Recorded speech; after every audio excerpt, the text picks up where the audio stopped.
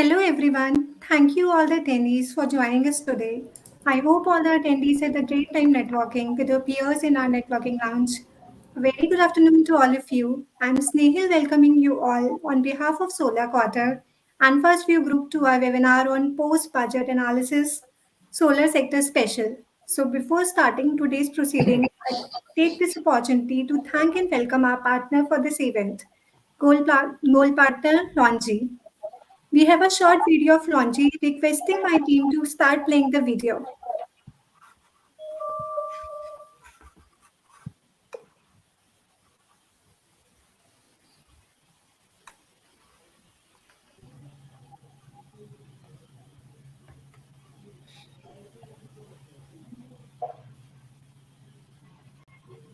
Decades, we experienced the rise of Chinese photovoltaic companies and the transformation of Longi from a pathfinder and an inventor of technology to an industry leader.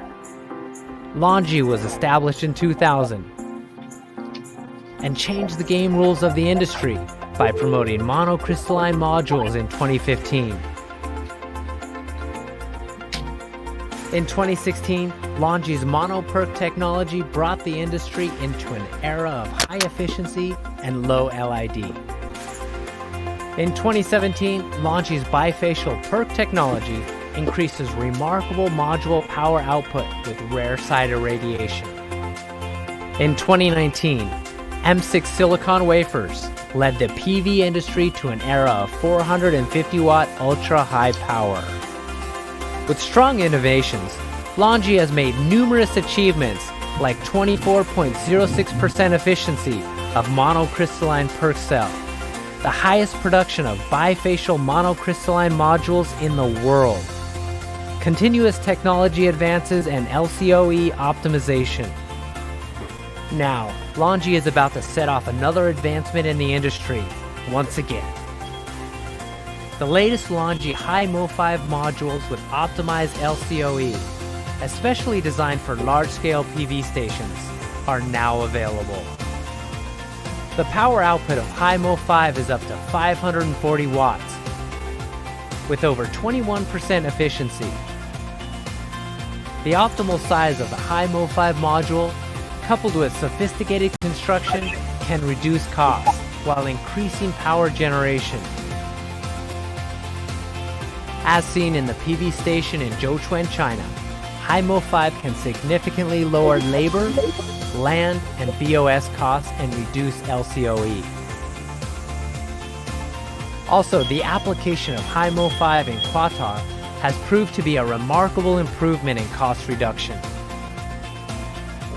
The advanced technology of the high Mo5 leads to optimal LCOE, which is the result of Longi's exploration of every detail of functionality. New M10 gallium-doped silicon wafer can reduce the linear power degradation to 0.45% per year. Compared with the traditional welding technology, Longi's smart soldering technology reduces the tensile strength of the cell by 20%, by reducing the distance between cells by 2/3. This technology achieved a 0.3% improvement in module efficiency. High Mo5 follows a mature and reliable design path, frame, tempered glass on both sides to ensure the load capacity of the modules, with no crossbeam on the back to the module that blocks reflected light to ensure continuous and efficient power output. In practical applications, the size of high Mo5 is suitable for the main 1-portrait and 2-portrait horizontal single-axis tracking system. At the same time, it is perfectly compatible with the next generation inverters. The working current, including 15% bifacial gain, is kept within 15 amps, without the loss of current generation. Standardization, perfect adaptation, cost optimization, and high efficiency leads to optimized LCOE that enables high Mo5 to be one of the most valuable products on the market. The high volume production of high Mo5 is ready. By first quarter of 2021, global supply is expected to reach 13.5 gigawatts. The new HIMO 5 joins the Longi HIMO family, bringing in a new PV era with ultra-high value.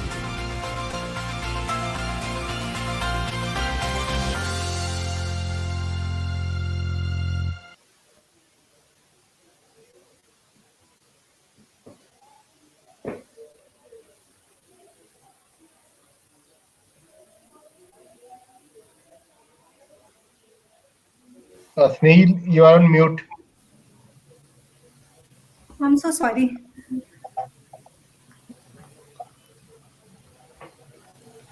Thank you for playing our sponsor video. So now it's time to begin with our much awaited panel discussion, which is on post-budget analysis solar sector special. And to discuss this, we have in panel with us Sri Sabyasachi Mazumdar, Senior Vice President and Group Head ICRA, who is the moderator of the session. Mr. Simrapreet Singh, Executive Director, Hatek Group. Ms. Ritu Lal, Senior Vice President and Head Institutional Relations, Amplus Solar. Mr. Manish Gupta, Director, Insulation Energy Limited. Mr. Sandeep Upadhyay, MD and CEO, Centrum Capital Limited. Mr. Prasoon Chaudhary, Business Unit Head, Penar Industries Limited. Mr. Xavier Seria, Director Sales and Marketing, Fimer. Mr. Harendra Tomar, Leader Business Development, Sungrow India. Mr. Arijit Mitra, DY General Manager, Longi. Mr. Rahul Mutiani, Head Sales and Marketing, Adani Solar. Now I welcome Sachi sir to come on the screen and lead the discussion. Yeah, thanks, Snehal. Thanks for the introduction, and thanks to the group for giving me this chance to moderate this very high profile uh, panel with me. I think all of them are quite renowned individuals from some of the biggest names in the domestic solar industry from all sides, from the capital side, from manufacturing side, from developer side. So I will, go straight into the questions. So basically, my first question links to the production linked incentive. How far can it help the module manufacturing sector? I would like to first address this question to Mr. Rahul Bhutiani from the Adani Group. Sir, can you please share your perspective on the PLI scheme and how far it can help the module manufacturing sector? Yes, yes. Am I audible? Yes, yes, very much so. Right, right. So, the PLI scheme, of course, is a very good initiative and should go a long way in helping the local manufacturing to come up in the solar industry, in the solar space. Interesting part or the important aspect about this PLI scheme is that it is addressing the creation of the entire ecosystem for the solar industry. And the hope and desire of the government and, of course, the entire ecosystem in the solar industry is to make India completely self-sufficient for the entire ecosystem. So, right from the very basic raw material, starting from, let's say, polysilicon, going right up to the modules. The idea or the vision behind the PLI scheme is to enable India to become self-sufficient across this entire supply chain, and the ecosystem is completely owned within the country. This is very, very important if India has to make any progress towards the energy security vision that the Prime Minister and the country has set for itself. So PLI will play a very important role in ensuring the energy security for the country, and the scheme has great potential to encourage domestic manufacturing across the entire value chain, right from polysilicon to module manufacturing. So I think it's a brilliant scheme, and the country will best served by this scheme from the solar ecosystem perspective. Great. Anything else which would have been there in your wish list as per the budget, which you feel could have, feel that anything, which the government could have added to, uh, encourage further backward integration, or you feel this is really what best the government could have done under the circumstances? No, I think various steps are being taken by the government, and it's not just one event that will determine whether the sector is now poised for growth or not. Various steps along the path have been taken. So we've had, the LMM list being brought out. We have the DCR structure being created. All of these aimed at encouraging local manufacturing, and of course, the PLI scheme is giving incentivizing the industry to come forward and to commit large amounts and large investments to ensure that the manufacturing comes up across the entire value chain. So I wouldn't say the budget is the only step that the government or was the only occasion when the government took steps or could have taken steps. They have been doing their bit regularly and intermittently, and all of this put together, when you evaluate, definitely is put the country on the right path towards self sufficiency. One thing that we were hoping and we still urge the government to consider is, of course, the GST aspect in the solar modules, which has been increased in the recent past from 5% to 12%. This is a very key element in the whole ecosystem to create the energy security for the country. And if we increase the GST component there, it's not really serving the right purpose, is our thought and submission. And we hope the government will take note of that and some action will be taken. Okay. Great to hear that. Now I'll address the same question to Mr. Arijit Mitra from Longi. Sir, would you share your perspective on, how far the, budget encourages the module manufacturing sector, and what is the outlook of, Chinese manufacturers, including yourself? Do you see greater investment from the Chinese biggies into getting into module manufacturing? Of course, any policy changes and implementation of any kind of new policies are always in to ensure the interest of the industries. Any kind of changes in policies are welcome. But the change in duty, how will that help the industry? That is something I think the government will have to assess in due time. And also the enlistment of ALLM was done in a situation where we were going through a COVID situation, and based on that, all the inspections happened. But I think now it is time for government to think about those companies, international manufacturers, who has already welcomed that step and also applied well in advance, and they have already been into the race way ahead than any other manufacturers. So it is time for the implementation authorities also to respond in that way, and I'm sure they are thinking in that way. But one thing I would emphasize here, that any kind of new policies are always, it is for good intent, it is in good intent for betterment of the industry, and in due course those implementation will have to be assessed how that is impacting the solar industry as a whole. So we are waiting for the feedback from the industry itself, as being a manufacturer, and let's see how thing moves.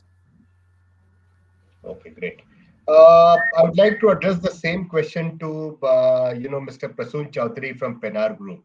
Mr. Chaudhary, would you like to share your perspective on this? Yeah, thanks, Subesh. This is Prasoon from Penar Industries, and we are like one of the module manufacturers in the country. Apart from modules, we are like into manufacturing of different products, which is used in the entire supply chain of a solar power project.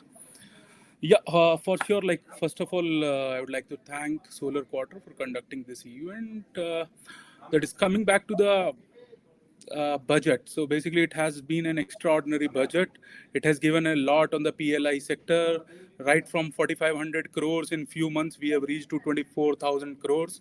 It's a big jump. For me, like for as per me, like it's an aspirational number, and yeah, we are in the right direction. But again, like we have to think on few objective few points which we should consider.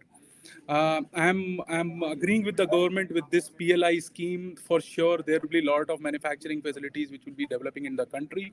But on the other hand, we should also think about whether the final finished product will we be able to produce a product which is globally competent in terms of pricing. That is again a question mark, because not only setting up manufacturing is not only the solution. We have to think about the entire value chain, what all is required actually for manufacturing a proper optimized competent product on global platform.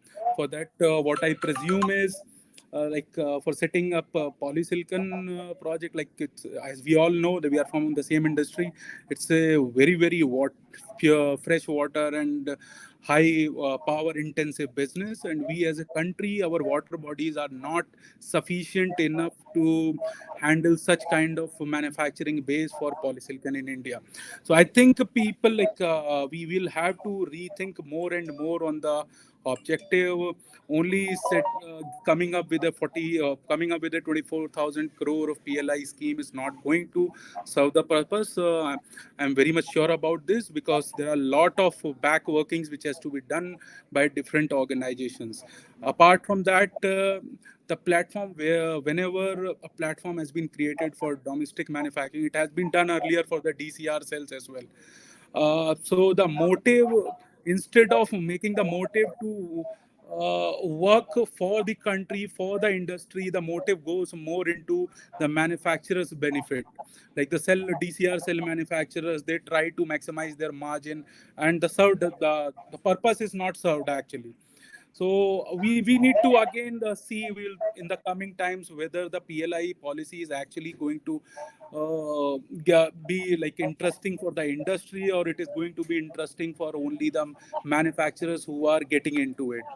And with our past experience of previous 4,500 crores, one thing I am very much sure of, that there are no entry level barriers which government is creating to enter. It's it's a painful thing as a manufacturer, which I want to state, like no current manufacturer was able to get a PLI allocation in the phase one category when 4,500 crores were disbursed. So which was on the, it would have been I would say like it would have been more better from if some of the current manufacturers or current players from the industry would have got some of the allocations from the phase one. So that's all from my side. This we'll discuss in the. So, Mr. Chaudhary, I think that was a very useful takeaway that, manufacture of particularly the raw materials, I mean, the final raw materials which go into this require not only capital, but lots of other things like water and, power at very low cost.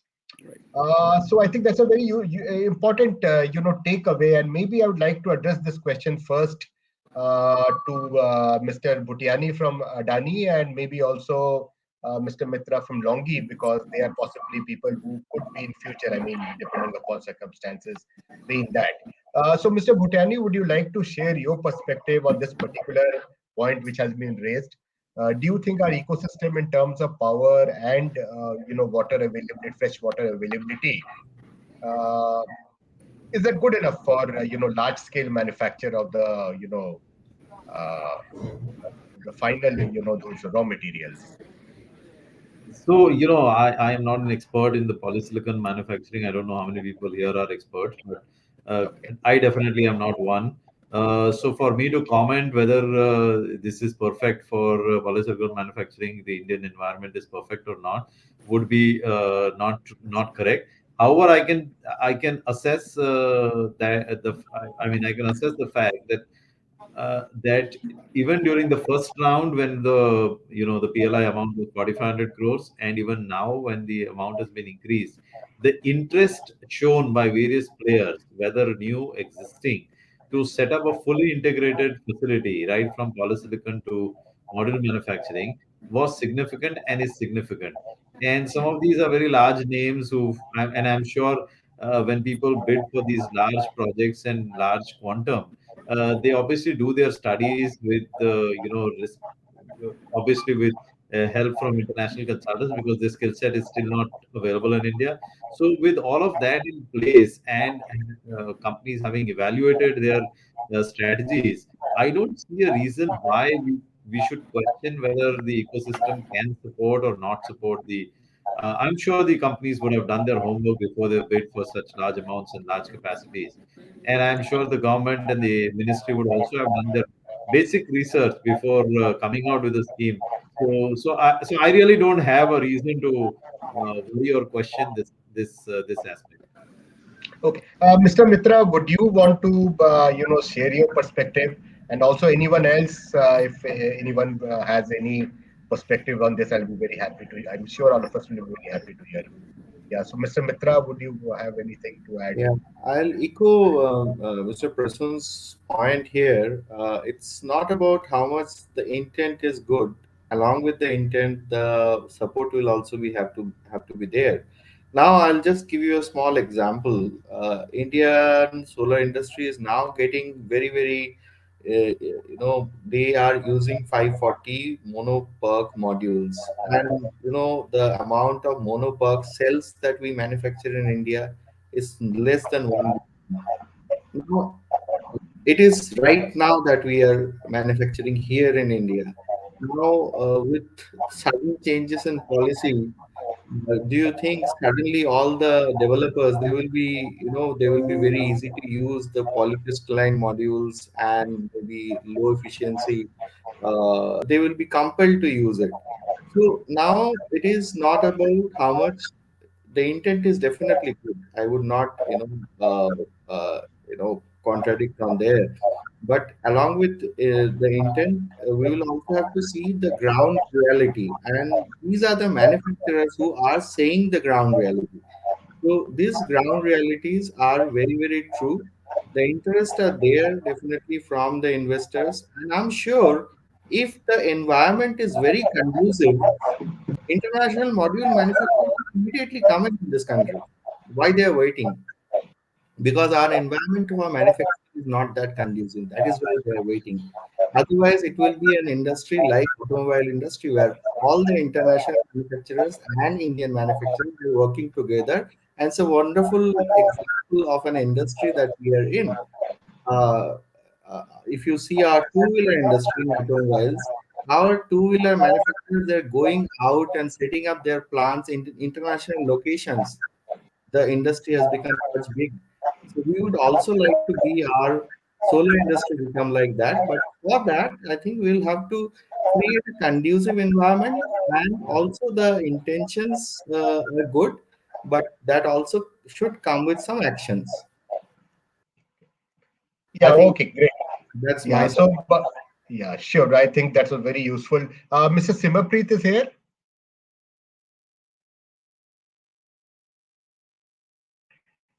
or Mr. Manish Gupta. Hello. Yes, I am here. Yeah. Mr. Manish.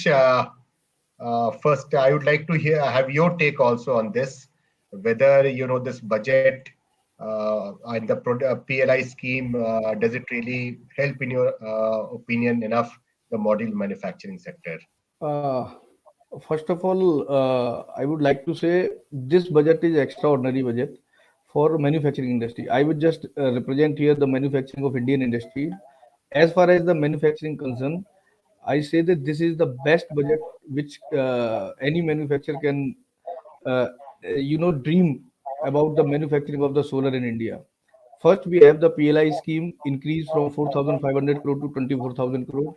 The second majority mein, we have the basic custom duty application. The government is apply 25% basic custom duty on solar cells and 40% on solar panel, which is the very old demand from the local manufacturers or local companies to protect and promote local manufacturing in our country.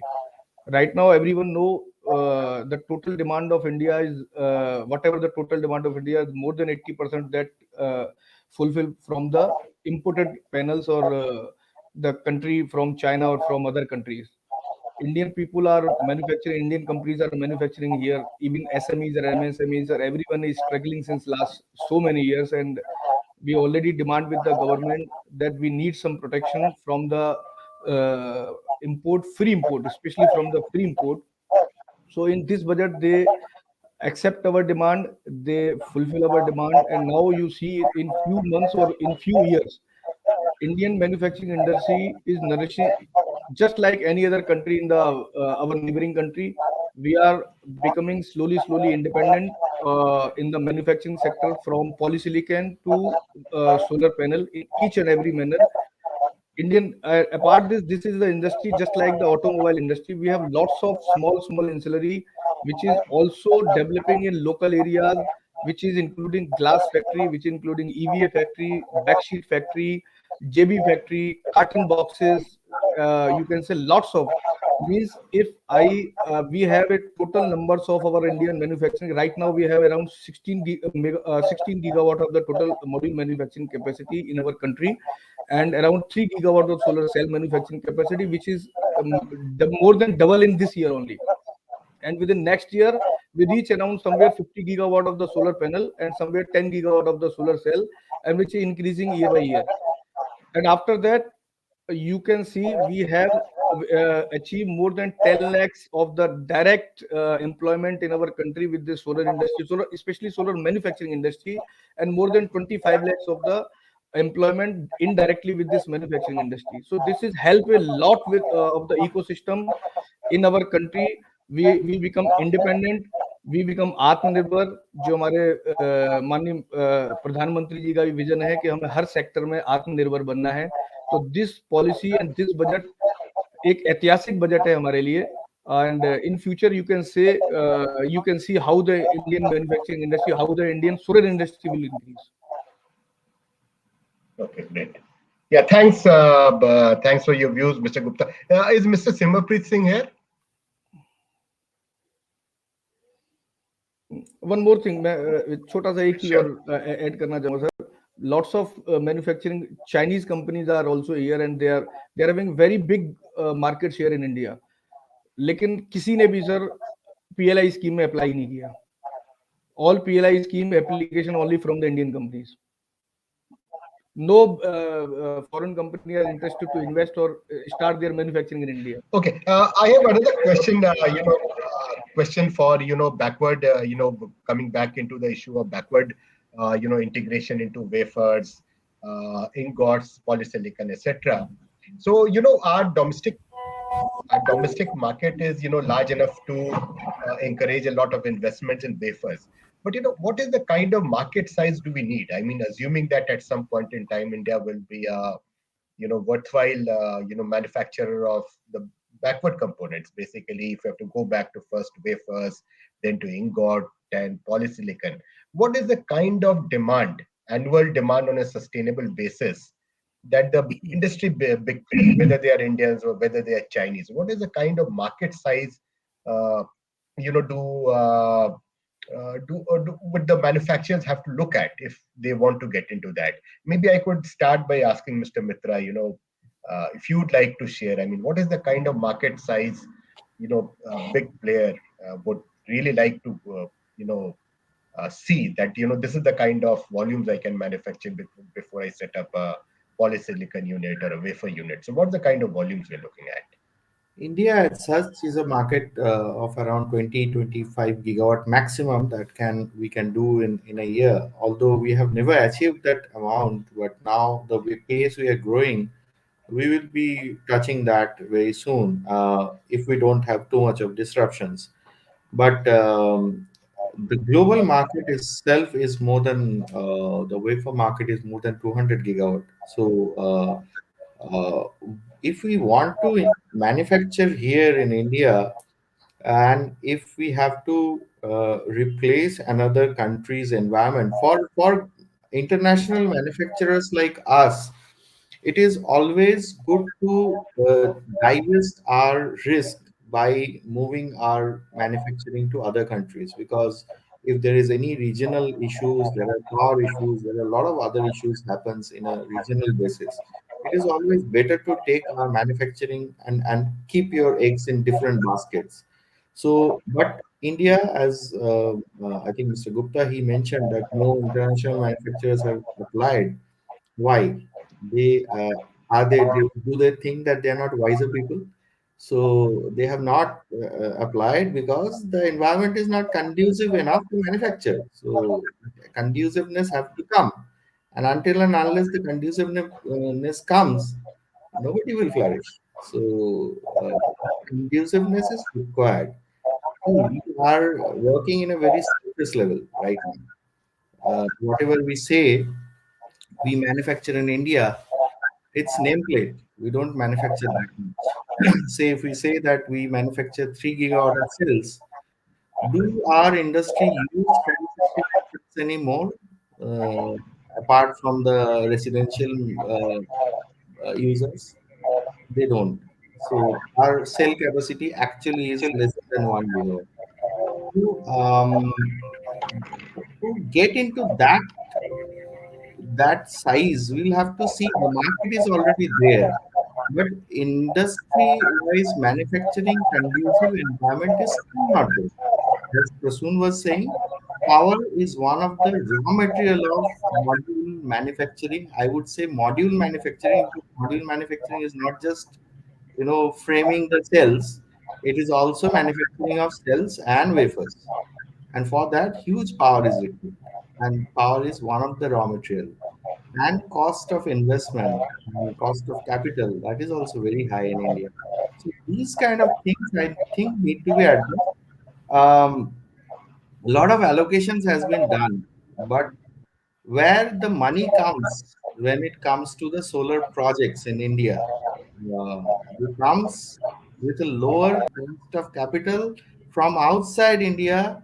It's not an Indian money. Allocation can be done, but what is the cost of capital? Whether that in that cost with that cost of capital is viable to put up a project? Is it viable to put up a manufacturing unit? I think industry is yet to see that kind of thing.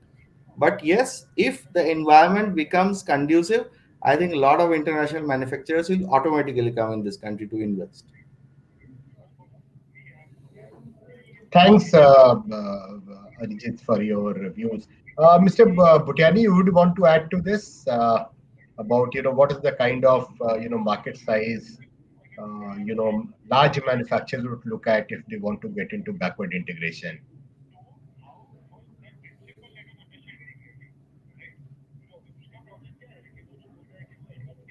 Any views, Mr. Bhutiani?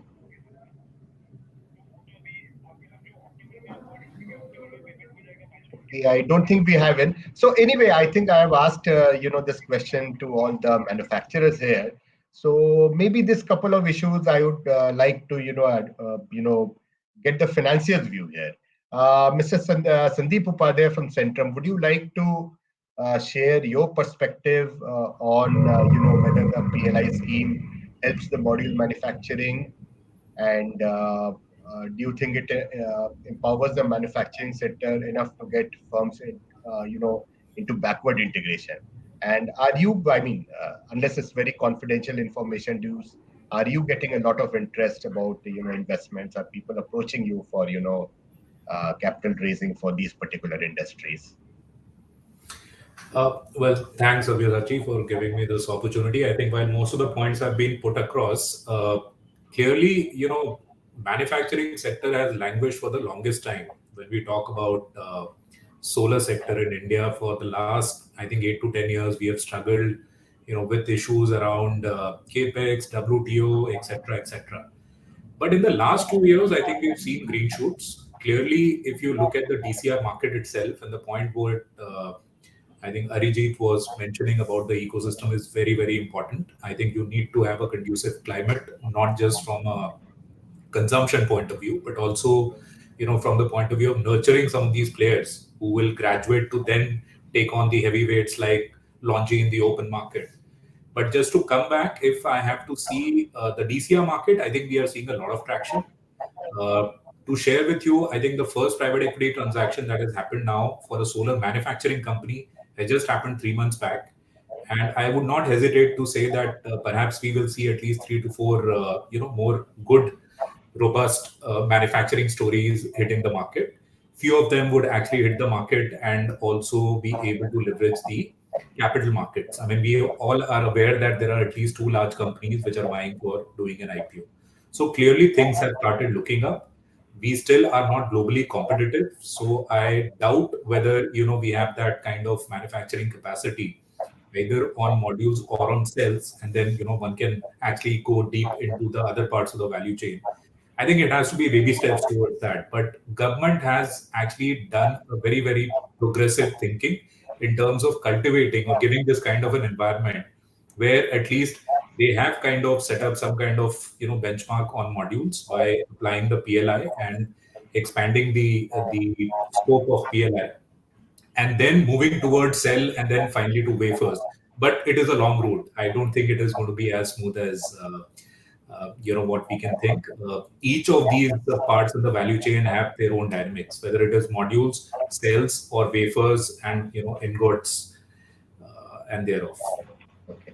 Mr. Upadhyay, what do you think are the additional steps? I mean, whether they are related to the budget or not related to the budget. I mean, fiscal and non-fiscal, steps that the government could do to improve the, manufacturing, particularly with respect to solar for the domestic industry. Yeah, as I said, safeguard duty, BCD, the safeguard duty was there, and that was actually, kind of a good alibi for some of these new players to get into. And now with the BCD triggering in, things will get better. In terms of what can be done better, clearly, one has to enhance the climate of financing. See, Sanjay, you and I know that we have quite matured when it comes to IPP. Financing IPPs and generation projects are getting funded very easily. But I doubt that is the case for any solar, module manufacturer or cell manufacturer for that matter. And we have been a part of, some of these financing transactions, and we've actually faced a lot of pushback, essentially because, the awareness of the dynamics around financing a manufacturing project is not there.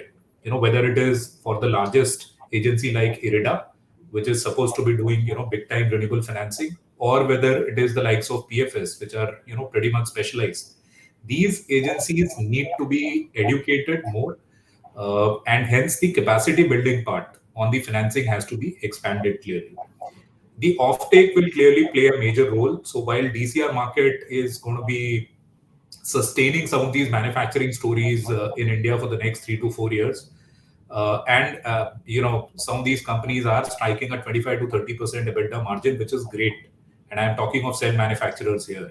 But whether that is sustainable beyond 3 4 years, only the market can respond to it. So while today we have, I think, a 45 to 50 gigawatt market, which unfolds over the next 5 to 7 years, which is through the Kusum scheme and the DCR market, I think the government needs to actually start thinking beyond that and see how the Indian manufacturers become competitive with the global manufacturers going forward. Okay, great. Okay, so before I move to the next section, which is related to the inverter guys, I just wanted to have a quick number for everyone from everyone. What do you think is going to be the realistic size of the Indian solar market, basically in terms of the total gigawattage, whether it's by way of rooftop, whether it's by way of DCR, whether it's by way of grid connected solar projects. So just a straw number for everyone. Maybe I could begin with Mr. Mitra. What do you think would be the likely size over the next 3 years? I mean, per annum, if you had to look at. It should have to be somewhere between 20 to 25 gigawatt So and you are, so you are fairly confident that we'll be doing about 20 to 25 gigawatt per year over the next 3 years. India's solar sector should do it. Otherwise, there will be a slowdown. Okay, okay. Mr. Bhutiani, what is the kind of number you'd like to, if is there a number Yeah, you? absolutely with Arijit on this point at least, may not be of the other points, but on this point, I think India has to and will do these kind of numbers over the next 4 5 years, because whatever vision we've set for ourselves as a country, if we don't do 20 25 gigawatts of capacity addition a year, I don't think we will reach anywhere close to the targets that we have set for ourselves. So Okay, this number seems the right number, and I think the country is gearing up. We earlier heard the number that was tossed, which said that the manufacturing for module, I think module assembly manufacturing capacity is as high as 16 18 gigawatts already, and likely to, with the PLI scheme coming up, likely to go up to even 40, 50 gigawatts a year. So these numbers are definitely feasible, and we will have to work on these numbers. Okay. Mr. Chaudhary, any number you would like to suggest? I mean, what do you think is the likely market size? Yeah, so with the kind of investments happening in the manufacturing, we are like we would be like after all this PLI, we would be in a situation where the numbers would be talking about a 40 to 50 gigawatt of manufacturing in the country, and I think the hit rate should be 50% of the efficiency, like somewhere around 20-25 gigawatts is what should be achievable number. I would not say achieve. That should be a number with which all these manufacturing which will be getting setting up will be sustaining. The sustainable number would be 20-25 gigawatts. Okay. So Definitely. broadly, I think everyone seems to agree that the number will be somewhere around 20 to 25 gigawatt. Anyone here would like to, disagree with that number? Anyone from the panel, either on the upside or downside? So, okay, I take it. I think there's a broad consensus that we are doing about 20 to 25 gigawatt. So now let me move to the inverter guys. First, I'll address this question to Mr. Tomar. What impact has the budget had on the inverter industry?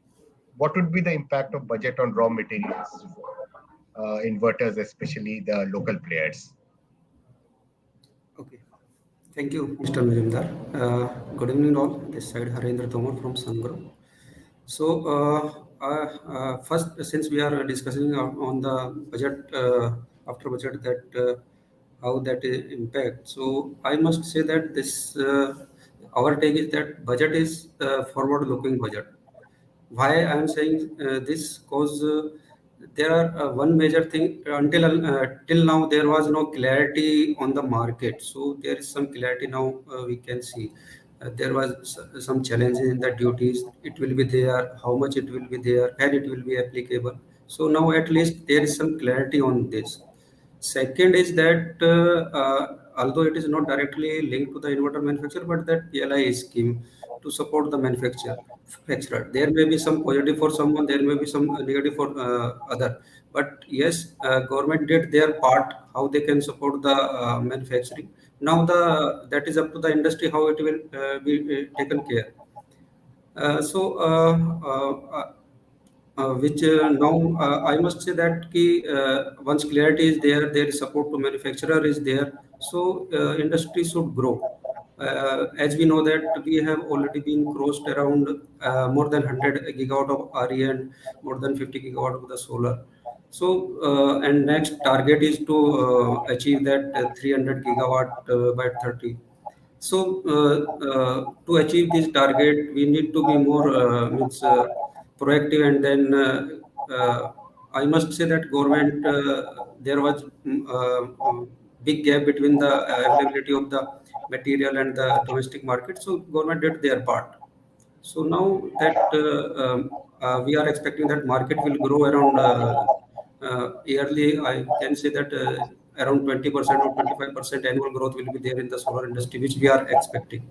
So if that growth is there, so obviously that solar inverter industry will grow. So and we have set up already the 10 gigawatt manufacturing facility in India. So we are looking very positively these after budget changes are coming. Okay. The same question to Mr. Scaria, please. Mr. Scaria, could you So share your and perspective? Yeah. Yeah, thank you, Mr. Majumdar. Thank you, Solakota, for arranging this discussion. Yeah, as my colleague, my friend from Sangra also mentioned that yes, in general the budget is quite positive. It is giving a huge push towards manufacturing, and this is going to help us. From directly for the inverters point of view, there is hardly any change with respect to what the budget has brought this time. But then we actually see a possibility of improving our raw material cost because of other actions taken in the budget, especially on the CVD reduction on steel and other metals. So if that turns out in the right direction, we are expecting that quite possibly it should help us at least a little bit in the cost of raw materials for our manufacturing.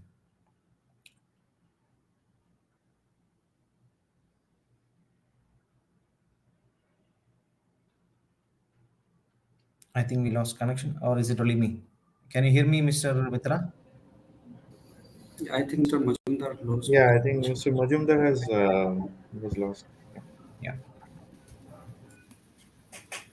So he has lost his connection, it seems. Maybe someone else can take over from here. Till then, he cannot join. So just to continue with the previous discussion which we had, which was quite interesting, to understand about the conducive environments which colleagues from module side were discussing. What is exactly this conditions or this environment condition which is affecting or which will not help with the production of modules in India, Mr. Arjit? There can be a number of reasons, but here I think we will have limited time. We will also like to hear from our developer and EPC representatives. I think we all hear Ms. Ritulal in all the forums. Would like to hear from her that how they are seeing this budget and how the effect on LLM and VCD will impact the industry. Hi, first of all, am I audible?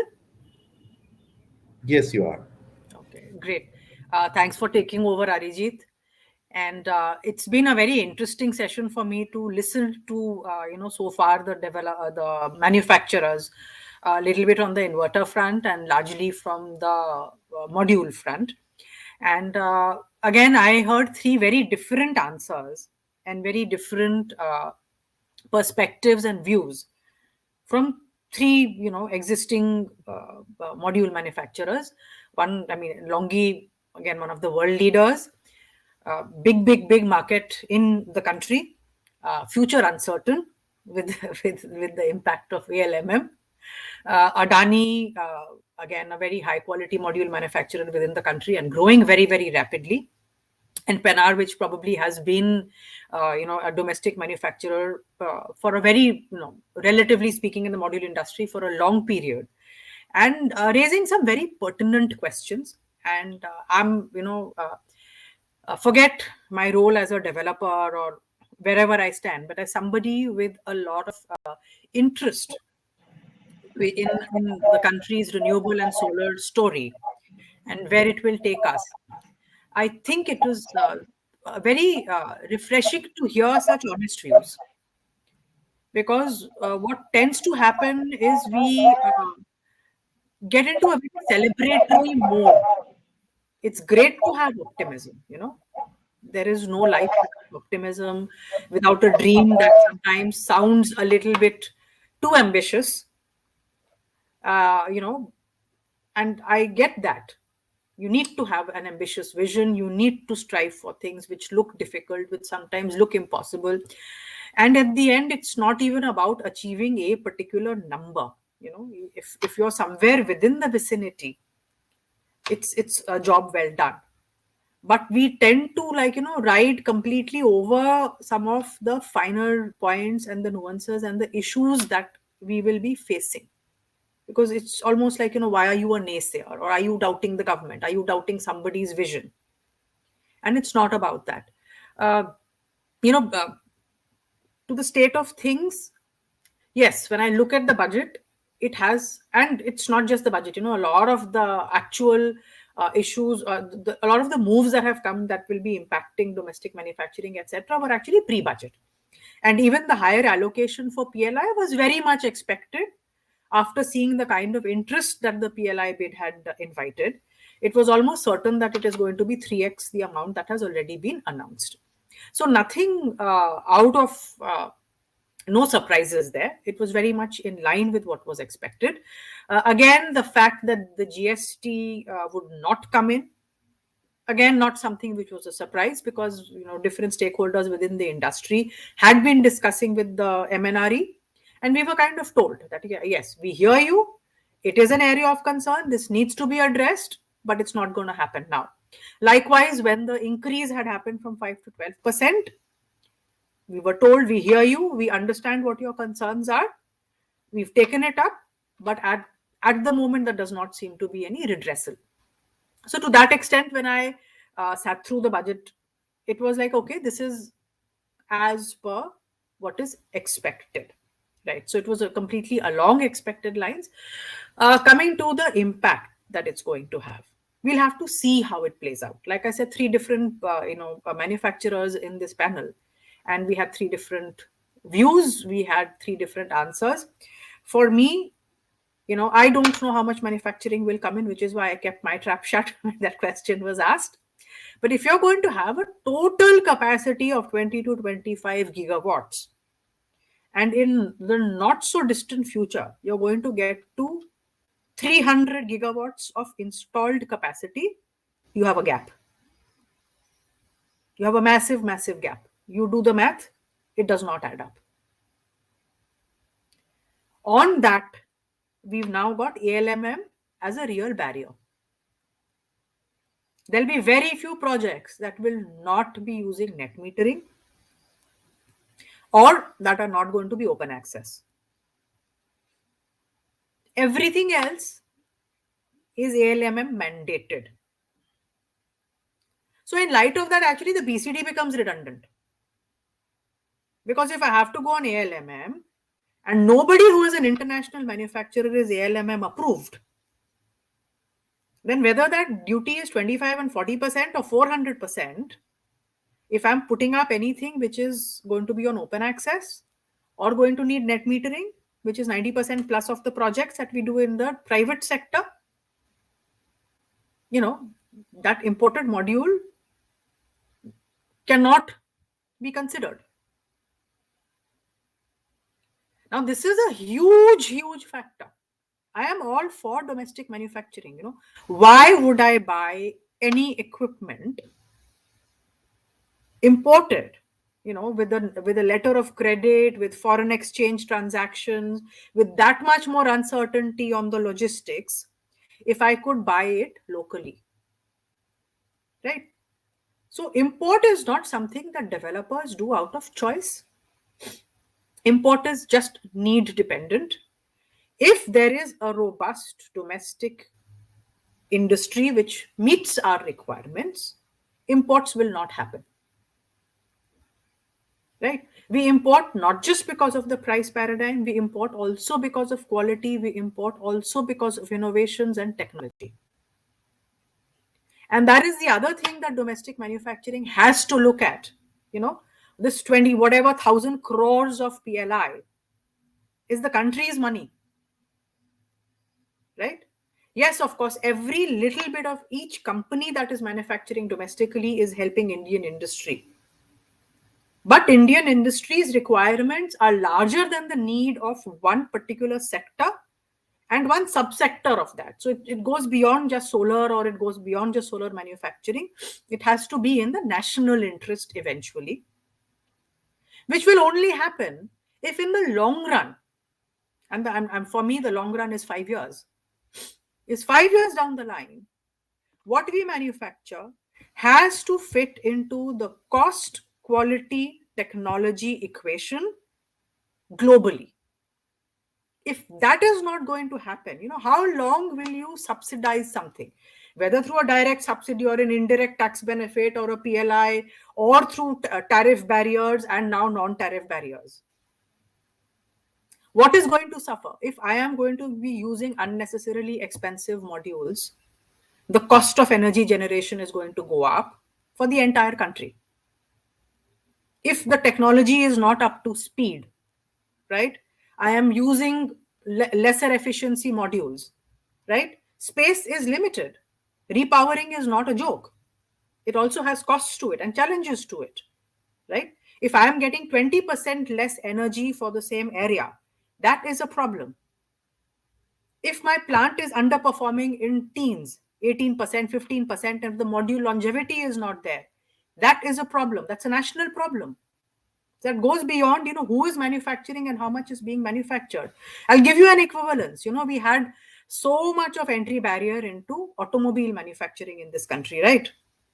And we were driving, and, some of us in this generation, we've grown up, right, on the kind of vehicles we were traveling in. And these companies, these two companies that had the passenger market, They had decades and decades of licensing and protection. Where are they today? And do I, out of other than the novelty and that, that whole factor that evokes our childhood, who drives an ambassador anymore? Where is that Premier Padmini gone? How much were we paying for those cars? That is what India was stuck on when, you saw what the rest of the world was driving. It did not take long to erode that. Once you allowed some kind of competitive manufacturing, and again, automotive remains a high duty industry despite that. So protection can only take you to a certain distance and no longer. And the advantages are very, very limited to a few organizations. It has to, I'm very, very happy to pay those, to be part of, paying a higher duty, to be having, PLI schemes and so on and so forth. But there needs to be a very strong roadmap to see that things will pan out the way they should pan out in national interest. So that is my perspective as a developer. And, if we have anything else later, I'll come back in. It was great hearing from you, Ritu. And my next question also is to you. I'll start with you. Basically related to the financing side. I mean, financing cost.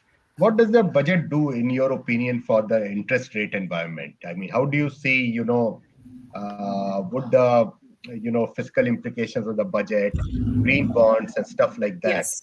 Do you see it as a positive, negative, neutral on developers? Because it's very important for you developers to have the right, because that's the main cost really for you guys. Yeah. How do you see? Yeah. So definitely green bonds, positive step, right? Yeah. So, with that coming in, there would be number one, state, endorsed debt is always going to help. It creates a larger market. It should, theoretically speaking, bring down the cost of borrowing, right? Yes. Juxtaposed with now, if I have this ALMM cloud over my head, right? And I cannot believe that every one of the 14 to 18 gigawatts that has been approved is identical, right? Somebody will be making much better, somebody will be making much worse, but today they're all lumped under one group. And I'm wondering whether creditors, right, would again lump them together, or they would also have different classification for who they consider debt worthy. Because again, as a developer, yes, there is my reputation and what I have, but that debt is very much conditional to what I'm using. And if what I'm using is not giving comfort to the lender, there is going to be a problem. So here I have, yes, certain moves which look like it's going to make the size of debt available bigger, easier, cheaper with with sovereign backing. It should become all of that. But if what the materials I'm using are not up to the mark, then again there definitely is going to be a premium or a penalty for that in terms of the lending rate. And more than the lending rate, it is going to put my performance at risk. So this is again a question which I have. You've already put in the BCD, right? Why then would you dictate what modules I use with my private money? I think that is a huge overreach. If at 40%, and I don't know whether pricing FOB pricing is going to go before that, but if I have the entire market open to me, I should have that choice available, unless if somebody underwriting the performance of these ALMM modules, right? Is there a clear plan for compensation? None of that exists, right? Now they've done it in good faith. They've probably done it with the kind of technology that they have available and the best of their resources. But this is not an area of expertise for the Indian government. And their rating looks very different from, say, a Bloomberg rating.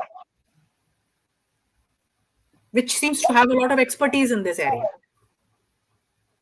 So this is again something which is a huge area of concern and will have an impact on funding available. As it is, the rooftop and CNI sector has not been getting bank finance. Most of the financing has been NBFC, automatically makes it more expensive. And now the future for this segment is looking even more tricky. I would like to add a small point here. Ritu ma'am, as you said that our future is uncertain, we have been a good boy of the industry and we have completed our ALLM application, our payment and everything, I think, much before many Indian manufacturers who are already there in the list, they had applied. So we have full faith in our statutory agencies. I would not advocate for them who have not made the payments and they have not completed the process, but we are law abiding. We respect the policies and we have already applied. Now we have trust on the implementation authorities that they will take their actions together and get ourselves also inspected and enlisted in the list. So my next question is to Mr. Simmerpreet. You are there? हाँ जी sir, I am there जी. So, Mr. Simmerpreet, how do you look at the budget as well as the financing environment for your company? यार यहाँ पे मेरे बड़े अच्छे दोस्त हैं संदीप जी. उनको उनको ये पता है कि मैं तो यार बहुत ही ज्यादा ना, people say that I am वो अनरियलिस्टिक जो ऑप्टिमिज्म होते हैं, मैं तो यार गलत पर्सन हूँ यार कमरे में. मतलब अरिजीत भी जानता है, I am the wrong person in the room. मैं तो यार इतने बजट्स देख लिए अभी 10-12 साल में. I am always very positive. मैं तो आई स्टिल बिलीव भाई की इंडिया इतनी ज्यादा अपॉर्चुनिटी है ना मार्केट की.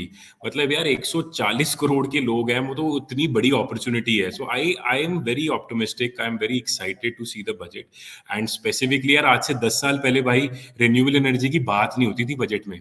रिन्यूएबल एनर्जी तक लिखा तक नहीं जाता था कि रिन्यूएबल एनर्जी पे क्या बोला जाएगा, ईवी पे क्या बोला जाएगा. I am it's not only for me यार. It's Hardek is working in India, so it's good for India. That's पहला बात तो ये है. Secondly, I think what I'm really excited to see is of course the PLI, right? Because मैं अपने जितने भी यार दोस्त हैं विक्रम में, वारी में, हमेशा सबको यही बात बोलता था कि भाई मेक इन इंडिया की बात अगर हम कर रहे हैं, असेंबल इंडिया मत करो. मेक इन इंडिया करना तो पूरा बनाओ इंडिया में यार, पूरी सप्लाई चेन बनाओ भारत में और ट्रूली मेक इन इंडिया करो. असेंबल इन इंडिया मत करो. So I think PLI is going to be great. मतलब I am very very optimistic on that. And जितने हमारे बहुत I feel that as a country Bharat में बहुत बढ़िया इंजीनियर्स हैं, बहुत बढ़िया टेक्निकल लोग हैं जो हम चीज़ें बनाएंगे. I was just talking recently अभी एक कस्टमर से. I feel that this decade is truly dedicated to Indian manufacturing dedicate जो ये decade है. So that is point 2. I think point 3 is where I really like जो battery swapping पे बात की गई है, बैटरी स्वैपिंग, ईवी पे जो बात की गई है, एनर्जी स्टोरेज पे. I think these 3 things are the highlight for me personally and for the country. Because अभी तक हम सारे बात करते यार ये ड्यूटी, फिर जीएसटी की बात करते हैं, यार ये चलना है. ये तो मतलब this any one like for us we been involve in the industry in 2010, 12 साल हो गए in the solar sector, right? So we've seen, मतलब जहां पे पहले बाहर से पैनल आते थे इंडिया में, I feel this decade has to, the Indian manufacturers, Indian people have to build technology here. यहाँ टेक्नोलॉजी बननी चाहिए. मैं ऋतु मैम से कंप्लीटली एग्री करता हूँ यार कि जब आईफोन 12 आ गया तो आईफोन 6 थोड़ा लेंगे हम लोग. अभी आज हम आईफोन 12 जब मार्केट में आ गया तो ये थोड़ा बोलोगे नहीं यार आईफोन 7 ले लो, और आईफोन 12 तो यार मतलब वो तो ड्यूटी हम बढ़ा देंगे. This decade all of us, जितने भी लोग यहाँ पे, हमको सबको स्टैंड फॉरवर्ड करना है. जो कंट्री में जो इतनी ज्यादा एम्बिशन बन रहा है यहाँ पे, मेक इन इंडिया का, मैन्युफैक्चरिंग का, द यंग टैलेंट जो आ रहा है, एंटरप्रेन्योरशिप का, संदीप भाई इज हियर, जो the capital that is chasing the entire renewable market, तो वो जितना भी अभी आ रहा है. तो मैं तो यार मतलब मेरे से अगर आप कोई पेसिमिस्टिक आंसर चाह रहे हो तो I am not the right person. तो वो आई थिंक संदीप भाई या जो हमारे ऑडिटर्स हैं वो थोड़ा सा चीर फाड़ कर लेंगे. मैं तो यार I am really looking forward for this decade. And I think जो बैटरी वाला है, ईवी वाला है, and PLI, very very highlights. And जितने भी मेरे यार दोस्त हैं और जो लोग passionate hai, renewable industry ko, I think this is a time that, including me, including Hatek, including all of us, we have to come forward and truly contribute towards nation building. Okay, great. Great to see your optimism, hear your optimism, Simaprit. So, since you know you have been referring repeatedly to Sandeep, I will turn to Sandeep and ask him the same question. What do you see the budget's impact on, cost of financing? Where does it encourage sufficiently the project financing environment? What are the challenges in the project financing environment today? So clearly, a big thumbs up in terms of how they have been presenting the budget and how things have been implemented, and the conviction level which Simarpreet and like-minded entrepreneurs are there. It can take this sector to the next level. But one important point I'll just make, Satyarachi, here. I don't think renewable energy had ever the problem of dearth of capital. There is too much capital that is chasing, and one has to really step up in terms of meeting our ambitious targets. Clearly, apart from Merida, PFS, etc., now the National Bank for Infrastructure and Development, headed by Mr. KV Kamath, that will actually play a very, very dominating role going forward. More importantly, I think we are also blessed in the renewable sector with new age products like InvITs. So while one of the discussion points was also that how a cost of financing or how IPO market would respond, but to be honest, you don't really expect. I mean, we've had the largest Indian renewable energy company, Renew, getting listed outside India. Unfortunately, they are where they are in terms of the discounted stock price. But the point I'm trying to make is that there are too many avenues right now. There's no dearth of capital. I think implementation is what we should be focusing on. And yes, one more very important point is the kind of appraisal system that we have, around financing. That needs to be upgraded, whether it is for the public sector banks to handle the IPP or generation the easy projects, or these sophisticated projects like manufacturing, which really we need the banking system to really upgrade themselves in terms of the appraisal skill sets. But there's no dearth of capital. This budget will not really have any game changing effect. I think more than the green bond, actually the surety bonds that the FM announced, that may actually be a game changer in the infra sector, including renewables per se. Great to hear your perspective, Sandeep. Now, one of the things you have rightly pointed out, I think several speakers here have pointed out, that the financing appraisal process and the financing environment for the developers is very well understood. But what is perhaps missing is the sensitivity towards the manufacturers.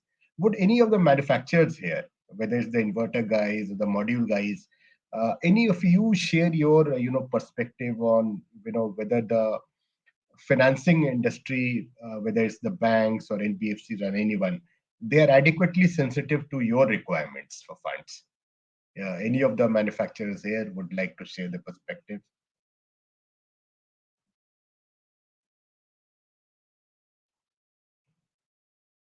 Maybe Mr. Prasoon, if you want to share your perspective, or Simar, if you want to share your perspective.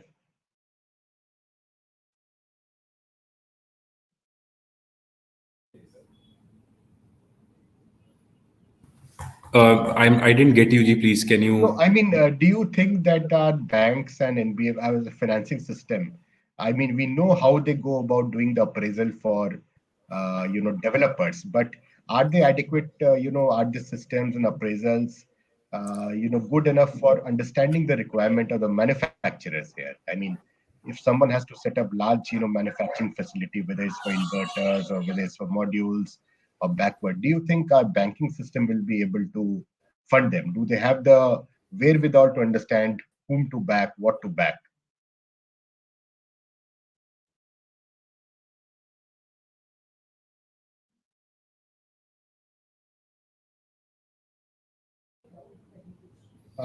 Anyone else from the manufacturing side? Maybe Mr. Scaria or I think for a company like ours, we never had any such issues as such financing is concerned. I think it's always evaluation based or balance sheet based funding which is happening, and we never faced any major challenges as of now. We Ours is at least not a such a capital intensive industry, so that we need a huge investment inflow in the beginning. Okay. But yeah, that's my comment on this. So I now come to my last question, after which I'll open the floor for questions from the audience. My last question pertains to the equity side. I mean, do we see more IPOs from renewable companies to aid in the expansion? So, Sandeep, would you like to address this? Yeah, most certainly, Savyajji, happy to share my points across. I think more than the IPOs, the activity that we will see will be on the InvIT market. Of course, IPO has been upbeat across sectors and new age companies, e-commerce companies, government, PSUs, LICs. Everyone is there in the market to raise money, and I think infrastructure or renewable energy should not be left out. Clearly, there are at least a couple of these manufacturing companies also which are going to hit the market. But we have a very different kind of a cost of capital requirement. See, when you talk of generation companies, and I'm just dissecting your question in two parts. If your question was to address what is going to be the response from the IPO market if a generation company actually hits, the Indian capital markets, we know the answer that so far we've not had any large IPO coming out on the Indian market, and hence the largest renewable company that we had, the most successful one, Renew, also chose actually to get listing. In fact, it got reverse listed outside India.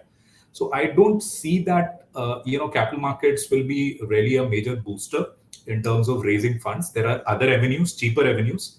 For the longest time, I think the private equity, the pension funds, sovereign funds have been funding a lot of these IPP initiatives. But on the manufacturing side, there is a different, cost of capital which is required. The return on capital is different. The risk appetite is higher, and hence you will actually see the Vikrams and the Varis, hitting the market. In fact, they've already filed for the DRHP. So, in some sense, the manufacturing sector, I see at least a couple of IPOs coming up in the next 12 months. One of the thing which has been expressed about the developers is that one of the theories is that the developers, whether they are the wind players or solar players, they are particularly after the reverse auction environment has started, the returns which are left for the equity shareholders are so small that the chances of having a good valuation on the post listing is very weak. Do you share that view, or do you have a different view on this? I'll respond it in this way that the nature of investment which is required for these kind of assets is it has to come from patient capital and long-term financing. Okay. Now, on capital markets, I don't expect really retail investors to digest this, right? I mean, you are absolutely perfect that with the advent of reverse bidding, etc., we are talking about 12-13% equity IRR over the next 20 years, which is very, very tight, right? So these kind of assets, even if they get listed, I don't know how much of absorption we will have in terms of risk appetite coming from retail investors. So the pension and the sovereign funds are actually much better suited, and hence, actually, if you see Renew's case also, when they actually got listed outside India, they chose actually a territory where most of the investors were institutional investors. Okay. So it is not so hard to actually understand this, because once you commit to an asset and a cash flow regime, you have a flat. I mean, we all know in renewable sector, once you enter into a PPA for the next 20 years, unless you have an escalation clause, the top line is flat, right? So all you can do is discount the free cash flows and arrive at the present value. And the discounting rate could be anywhere between 12 to 14%. So the nature of investors that you require for these kind of assets is very, very different vis-a-vis what you get actually in the IPO market. Okay. Ritu, would you want to add to anything? मैं एक चीज add करना चाहूंगा. I think my connection got if Ritu ji is fine, if I can add. Yes, please, of course. हाँ जी. So I think भाई आपका जो the question was that कि is bank comfortable to fund the manufacturing sector, right? That is what you asked me. And I think एक और भी चीज है, हम ना the entire sector we are only talking about when we say solar sector, it's always कि solar panel की बात होती है. Which always we talk about कि जी solar panel की बात हम कर रहे हैं. I don't think so it's a challenge. there are other varied equipments like inverters. There are other equipments जो पूरा balance of system हम बना रहे हैं, जो पूरा एक entire project हम बना रहे हैं.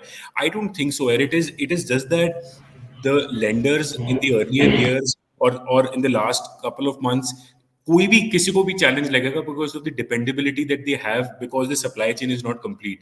But I feel, Sabyasachi, that I think there are more, more knowledgeable people in finance in this room that can answer. But limited knowledge which I have, I don't think so it would be a challenge. Always the challenge was that we were on the assembling side.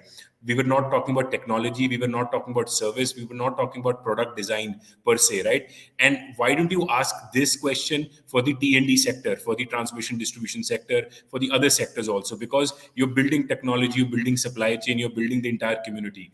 So I don't think so there would be a challenge, and I really want people to come forward and also address the other supply chain products which are there in the entire sector.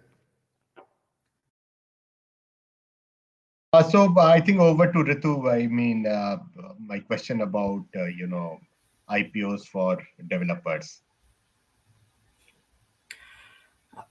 So some of the bigger developers, led by companies like Renew, have already got there. I think the distributed sector, I think it's a while away. And again, if you look at how the rooftop and distributed sector has grown, a lot of us have been acquired by energy conglomerates. Right? A lot of if you look at Petronas, Shell, Total, these are the kind of companies that are investing. So the route has changed completely, right? We are no longer a company which is growing independently with looking at an IPO. So that for the distributed sector at least seems to have taken a very different direction altogether. The one point of difference I have with some of my colleagues here is in terms of availability of finance.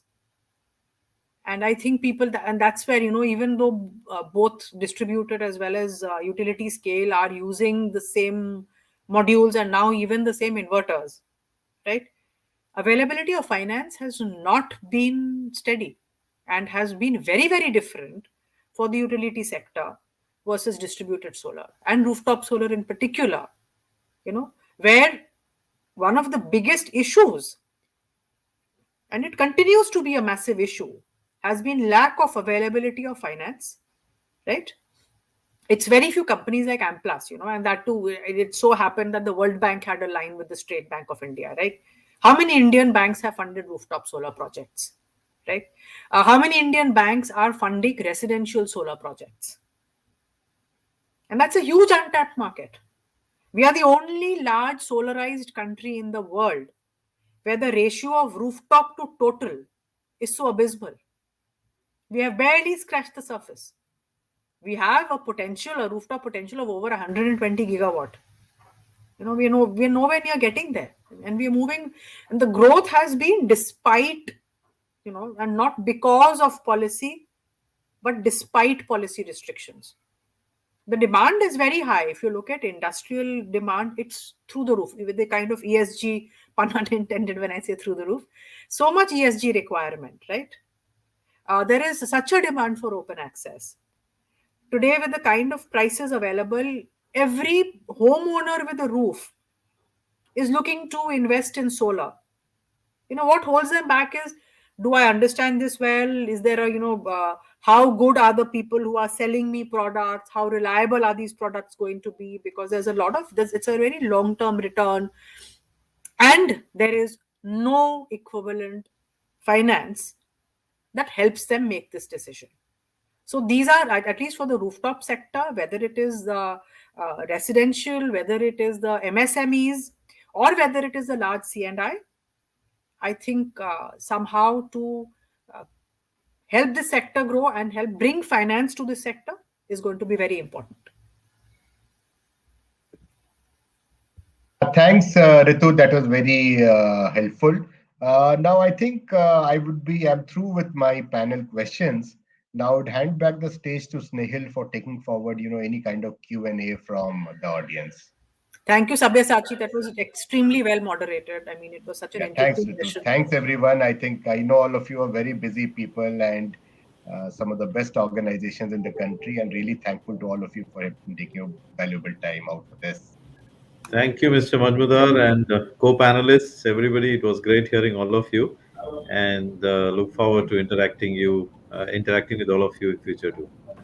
Thank you, bye. Thank you so much. Thanks, Sabyasachi and everyone. Thanks. Yeah. Thank you. Thank you Thank you, very everyone.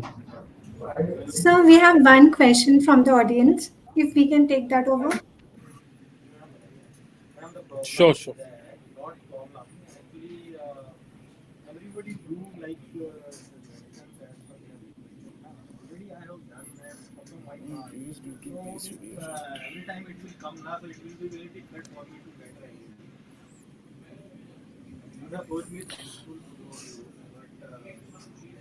So, Ritu, would you want to take this question? Oh, I wish we did not have to answer this question. But a lot Ask would this question depend. to let me A know. lot would depend on what companies like Longi decide to do with their pricing, and Yes. how companies like Adani and all respond. Yes, of course, there's going to be a price increase. Yes, the cost of solar will go up. By how much? We'll have to wait and see. Let's see if Arijit wants to give us some, Yes. confidential input on this. I think I will not be. My answer will be that our module prices will be same. Now, after post implementation of BCD, all the customers will have to pay 40% plus 4%. Means it is kind of 42 or 43% of duty on the module. Now, after that, I think I would like to hear from Rahul sir that what will be their price. So. See, Arijit and Ritu, both of you very clearly said, and one can't disagree or question it. Ranji is the world leader in terms of the capacities, in terms of where they are exporting and what they are doing. So, I guess from a tone setting point of view, you guys will be able to do a better tone setting than the Indian manufacturers. For us, it is very simple. It's a arithmetic. So my current price plus VCD is what is the max I can sell at, right? Now it will all determine on how Longi and players like Longing will react to this situation and how they will want to price, and then we will have to adjust accordingly. So it's and rightly put, Ritu, prices will go up, but how much, how soon, how quickly, whether they are absorbed, not absorbed, all of that, I guess time will tell, and maybe this question will be better answered in a couple of months from now, not today. Rahul sir, here from module manufacturer side, you know how much module manufacturers can absorb. We work on a thinnest margin possible, so we can only go up. We cannot go. So, So, Arijit, if you were speaking from an Indian module manufacturer's perspective, I would have definitely agreed with whatever you said. But you are speaking from the world's largest manufacturer, and that also a Chinese manufacturer. it's I have absolutely no idea what kind of margins you work at. It would no, be no, safe to say, Arijit, you work on wafer thin margins, huh? And this time, pun intended, right, Ritu? Totally intended. Right.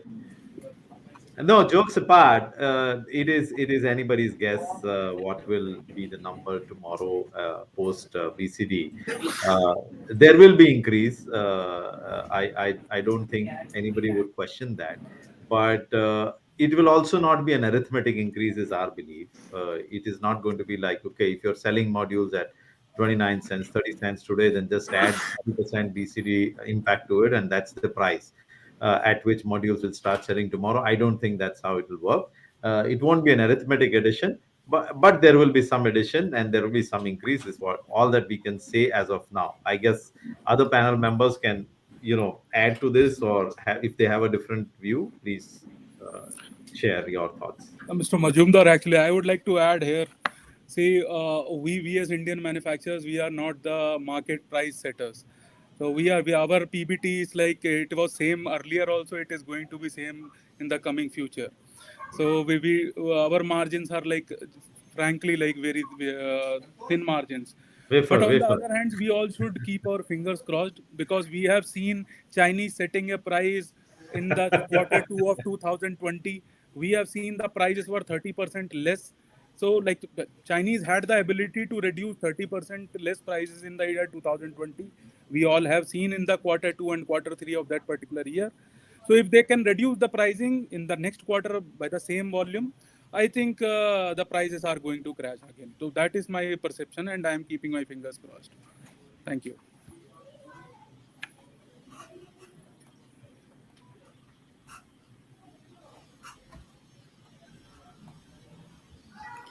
Thank you So I very think much. that's all we have from our side. So Snail, please. Yes, sir. Thank you very much to our esteemed panelists for this wonderful session, and a very special thanks to Sabyasachi sir for superbly managing the session. You were impressively well prepared and extremely professional in the way you kept us all the height of our attention for almost an hour. Plus, you are phenomenal in making the panelists all appear at their very best. Thank you everyone for extending your time and support for the event. We promise you to come back with many more exciting topics very soon. Thank you so much. Yeah, thank you very Thank much, you, Snail, everyone. and thank Thank you Bye. to you. all my Thank you. fellow Thank you. panelists here. Thank you. Thank you, everyone. Bye. Thank you.